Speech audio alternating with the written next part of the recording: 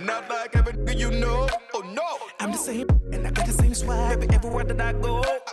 And I got you, lady, so tell me why would I need?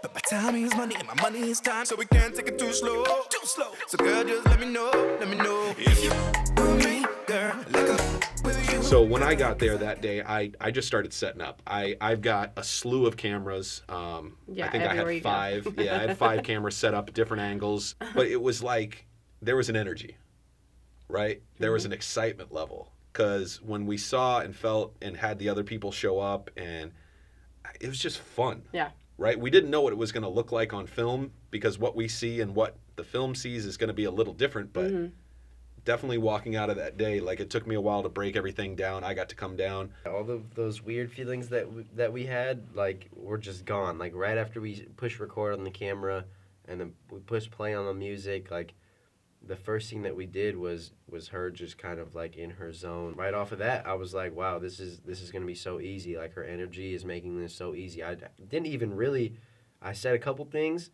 and then she took that and did the extra mile. She knew the lyrics to the song, so that was like making it way better, like, to see on film that she was really into it, because of just like the whole concept of the video. She played that role so well. And then we wrapped that shoot up, and that one went perfect. I was hyped. I was so ready for the next day. Day 2, we were at Buck East Studio in Southeast Portland. We get to the studio and carry everything up. We bring in the white cubes and we start placing everything.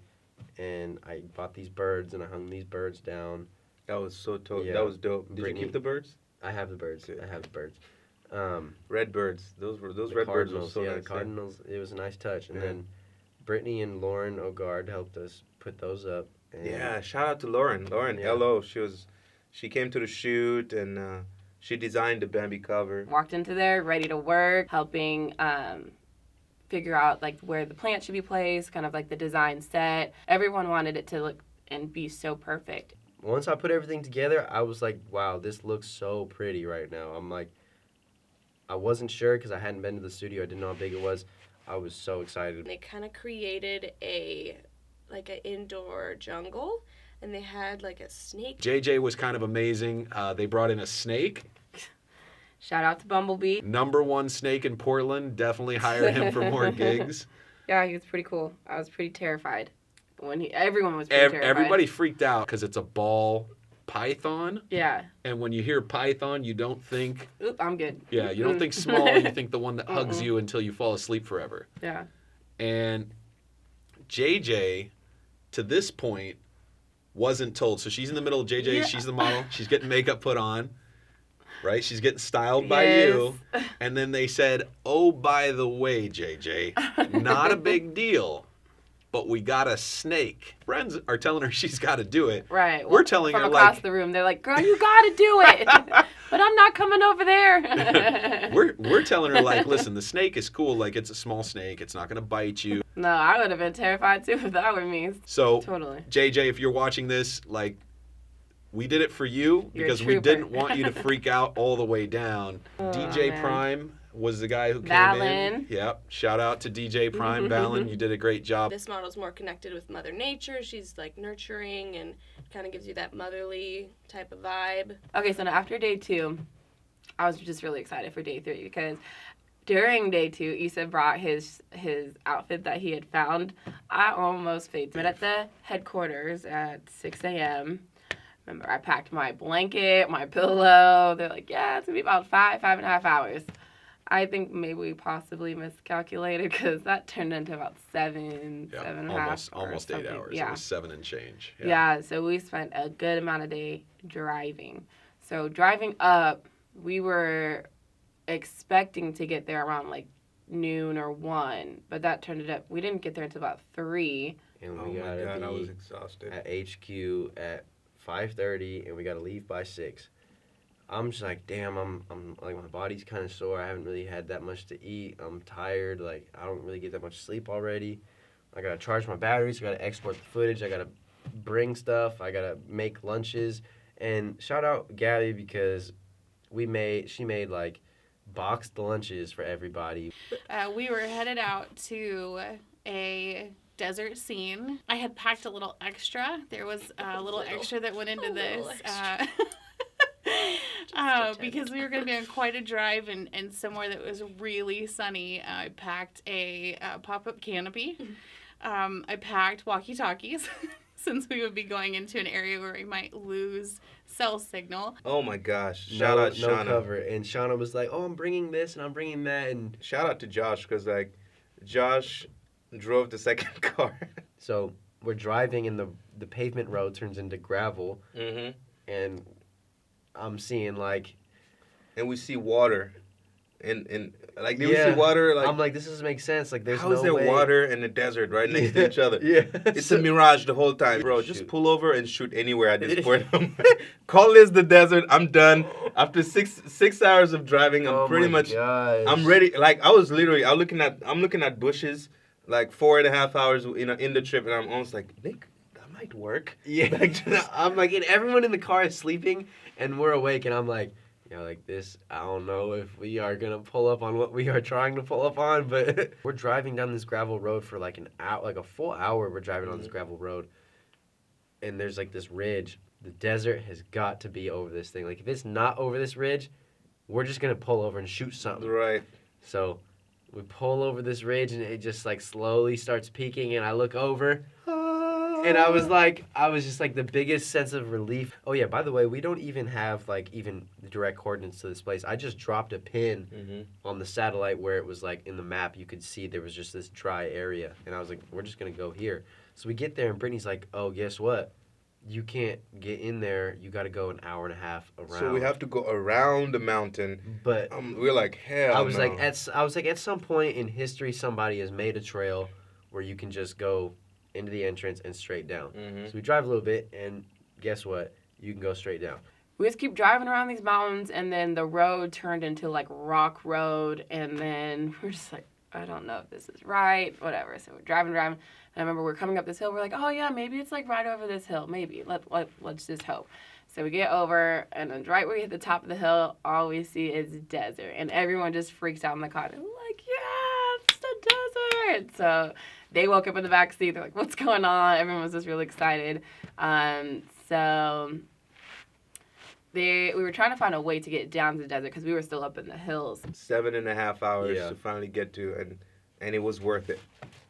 It was worth every hour and minute of that drive, and pulled over, and we got the cars parked in the shade. In what shade? What shade? We parked created shade to make shade. We opened like the back, and it like the backs would flip up, and it would cast some shadow. So you see the engineers of the crew, and we opened the Josh and the Nicks, and park the car this way and that way, and you can pop the trunk that way, and this other car can be popped that way, and then we're gonna create this amazing shade space that's gonna I was like, I'm just looking at this thing like, damn, it's hot right here, man. Right now, it's like I got 15 shades of darker, 15 shades darker by just staying there. We put up that tent, and I'm taking my shirt off, like I'm getting an even tan today. Because when I shoot, I'm always like this, and I get like this, like farmer tan. And then when we finally get there, I had never tried my outfits the whole time. I just kind of brought this piece that I got from Hollywood Vintage. Yep. And the day before that shoot, I went to Hollywood Vintage and I saw this piece with like these gold pieces on it. It was like kind of Roman/Egyptian or whatever, and I was like, I have to have this piece. And then I also bought this mask the same day from Hollywood Vintage. And then we get there, and I change immediately. I'm like ready to shoot. Like I was so like, yo, can you test? I'm like, Nick, can you test shoot a little bit? Like, yeah.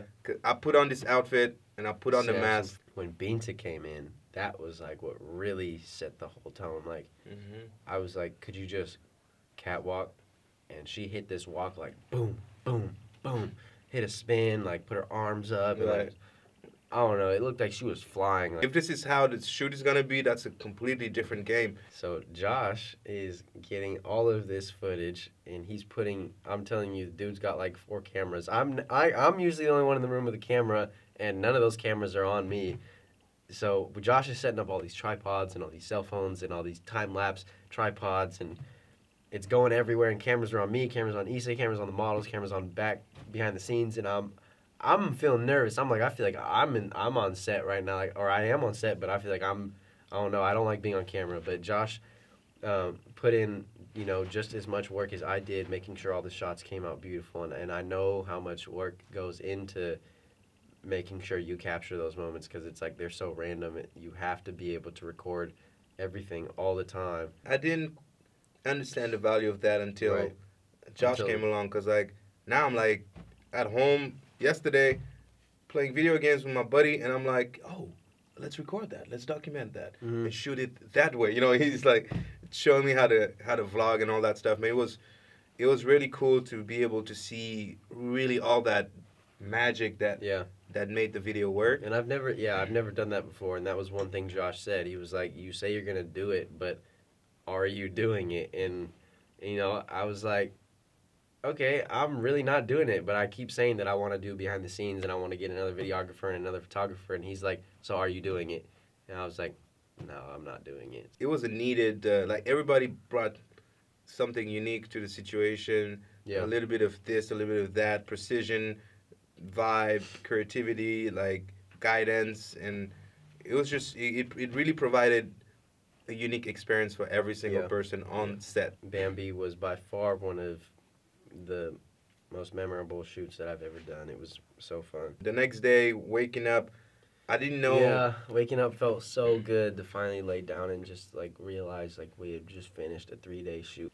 This is gonna be the best video I've ever made, and I've only put down 15 seconds of it. The response on social media from everything we've done has been so amazing. It's first of all, we have 3 days worth of footage, from photos to videos, and Josh has been putting together these behind the scene teasers, and you took some amazing pictures and he took some amazing pictures, and we have this super high quality story that's on our timelines right now, and everybody's looking at it and hitting all of us up yo, when is this coming out?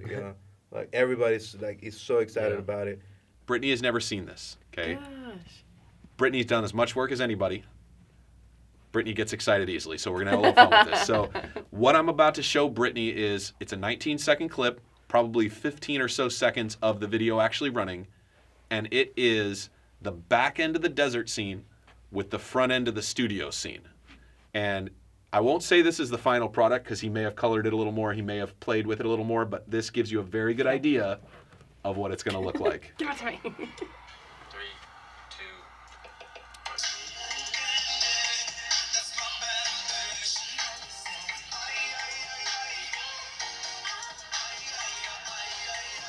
Stop.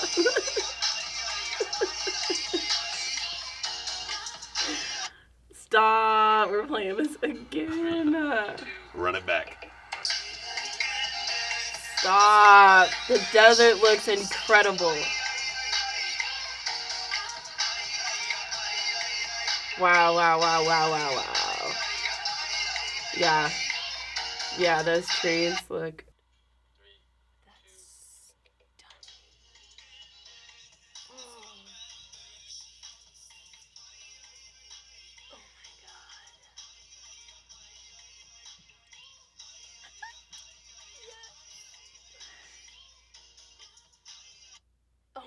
God, I'm so excited. Oh my God. Oh, that makes me so sad that I couldn't be there for the desert scene. So we're gonna break in. You know what's gonna happen one Sorry. night at 3 o'clock in the morning, and I'll be. I gotta see it. I'm in. Psst, wake up. Excuse me. I gotta watch it again. Oh, that's such a badass I am location. telling you. I'm so sad. I know that we got there later than we planned, but I knew that the way that the sun was when we were shooting was going to be So perfect.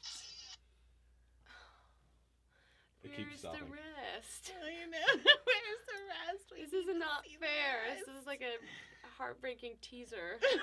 I don't We're destroyed like now. I love it, but I also am super sad now. Because I want to see the rest of it.